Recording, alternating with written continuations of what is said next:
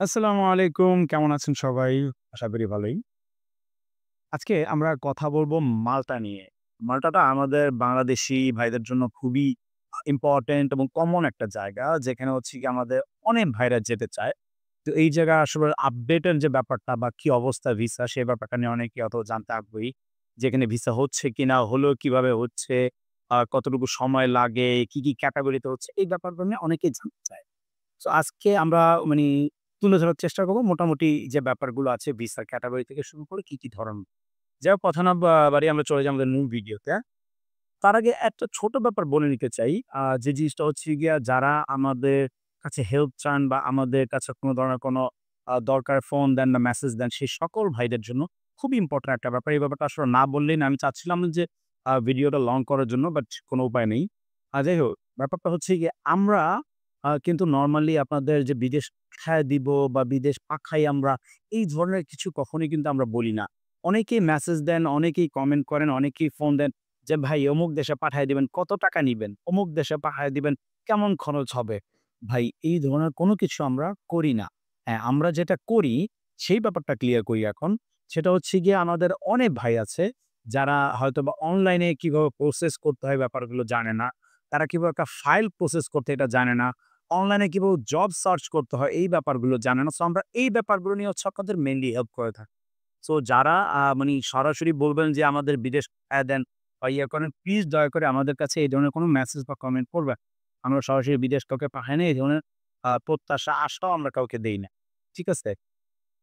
তো যাই হোক এখন যে ব্যাপারটা হচ্ছে মাল্টার ব্যাপারটা, সেটা হচ্ছে গিয়ে আপনার মাল্টায় কি ভিসা হচ্ছে কি হচ্ছে না? তো হ্যাঁ, মাল্টায় ভিসা হচ্ছে।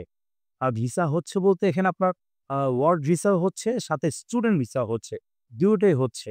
কিন্তু সবচেয়ে বড় যে সমস্যাটা হচ্ছে সেটা আগের যে ব্যাপারগুলো ছিল, আগের যে ভিসার ধরনগুলো ছিল, এই ধরনগুলোর মতো এত সহজ আর এত পরিমাণ হচ্ছে না এখন ভিসা। এখন স্টুডেন্ট ভিসাটা একটু কমন হচ্ছে, একটু ইজি হচ্ছে। বাট ওয়ার্ক ভিসাটা একটু টাফ হয়ে গেছে।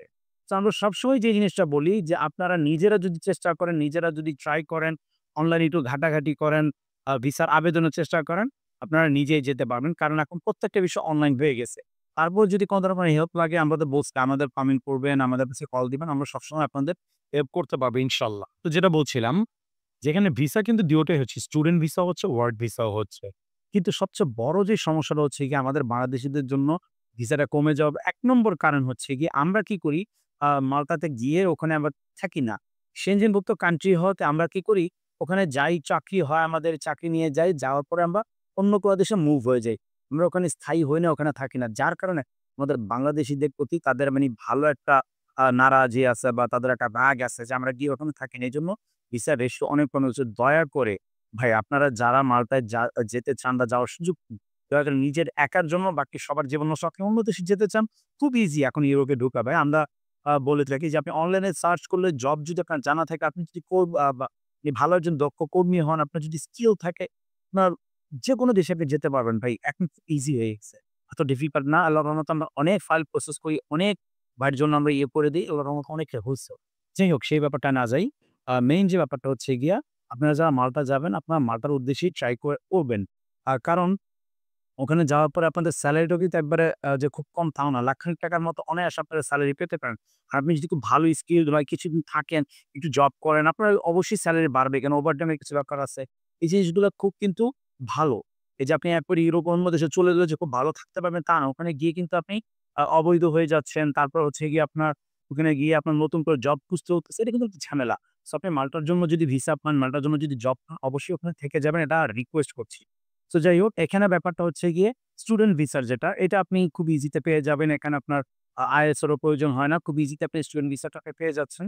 কিন্তু ওয়ার্ক ভিসাটা আপনার একটু সময় লাগে। এখানে আপনার ৪ থেকে ৫ মাস ধরে আপনি যদি ট্রাই করেন বা সময় দেন, আপনার ইনশাল্লাহ হয়ে যাবে। কিন্তু আপনাকে স্কিলড হতে হবে। আপনি যদি স্কিলড না হন, নন স্কিলড হন, সেই ক্ষেত্রে আপনার জবটা একটু টাফ হয়ে যায়। কারণ নন স্কিলদের জন্য কিছু টেক্টর আছে অবশ্যই। কিন্তু স্কিলদের জন্য জবটা খুব ইজিতে হয়। তো আপনার যদি স্কিলড হন, মাল্টা আপনারা ট্রাই করতে পারেন। মাল্টা অপরচুনিটি আছে।